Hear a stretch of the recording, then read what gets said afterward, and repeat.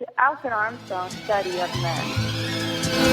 This is real and candid discussion about men and women. This magic moment, so different and so new, was like any other until I kissed you, and then it happened. Increasing numbers of women are simply not able to find a man to marry. A relationship epidemic or something. It's really, really a problem. I know there are a lot of Christian women that are in this situation. What do you think about it? I think overall why women are having a hard time finding good marryable men because of the feminist movement. Actually, ironically enough, removed femininity from women and made us more like men. And so now our relationships are more man-based. I think that kind of pulls the rug out from underneath any motivation of why a man would seek to marry a woman. The women have become more masculine and the men have become more feminine. You would think that that would somehow balance, but we're off kilter. So men aren't stepping up and being men in areas that they need to be. Fathering their children and marrying women, stepping up. I mean, when I look around, it's few and far between. There are a lot of men out there that are still stuck in a sophomoric mentality. But this is the advice that I would give. There was a writer, and I think she actually has a column in the New York Times, but she wrote an article about marrying the eight. Marry the Mr. Good Enough. She said that she had went through her whole life. She did the professional thing and she pursued that. She had been looking for years for number 10 and all these eights were passing through.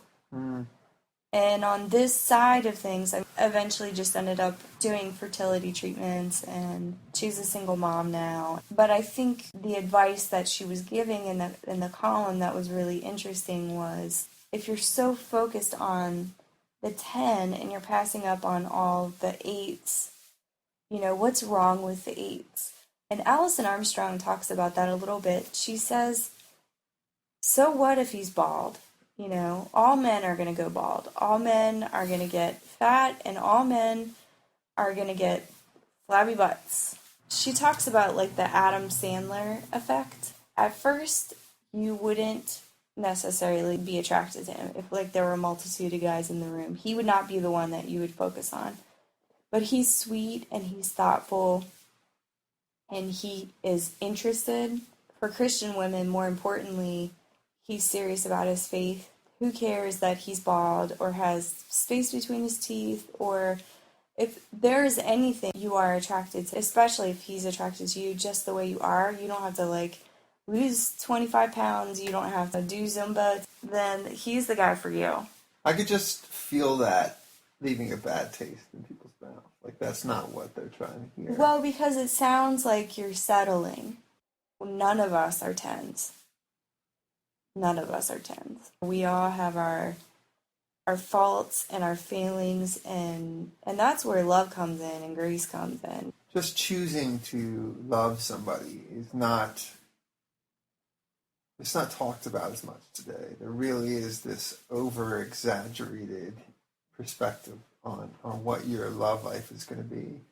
But I would have to say, though, as I look at the world, I don't think that's the problem that Christian women are having, that they're too particular. I don't think that's it. I think it's that they're legitimately having trouble finding men, period. And obviously they're not wanting to bottom feed. Mm-hmm. But just men are just Christian men and marryable men, and maybe even men that are even willing to be married are just extinct. I think it might actually be a American/European epidemic.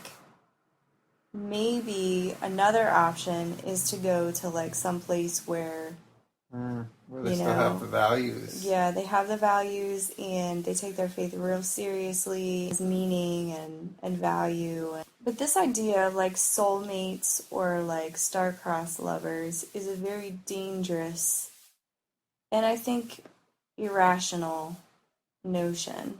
It's dangerous because we've talked about before, so you marry your soulmate and then 10, 15 years later, times get tough. You meet somebody else. You meet somebody else and then all of a sudden they're your, oh wait, I got it all wrong. This is my true soulmate. But if you look at it like we talked about as a choice, and I choose this person, throughout your whole marriage, that's so satisfying. It's much more romantic in the ways that matter. It's a daily choice. Follow the Atheist Antidote and Kelly Vixen on Facebook, and share this podcast with a friend.